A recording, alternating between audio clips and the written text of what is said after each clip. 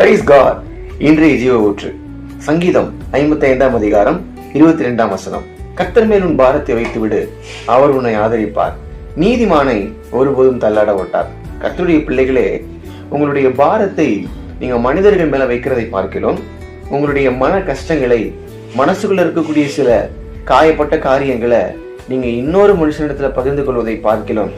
கர்த்தர் மேல வச்சுட்டு தேவன் மேல நீங்க நம்பிக்கையா இருந்தீங்கன்னா அவர் உங்களை ஆதரிப்பார்.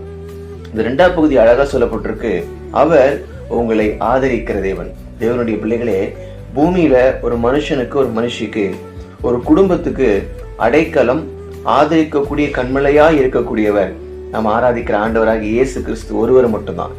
அதனால அந்த வார்த்தையை கேட்கும் போது நீங்க கலக்கத்தோடு இருந்தீங்கன்னா, பயத்தோடு இருந்தீங்கன்னா, இந்த வார்த்தை உங்களுக்கானது. அவர் உங்களை ஆதரிக்கிறவராக இருக்கிறார். இந்த வார்த்தையை கேட்கும் பொழுது இது நிச்சயமா உங்களுக்கு பிரயோஜனம்.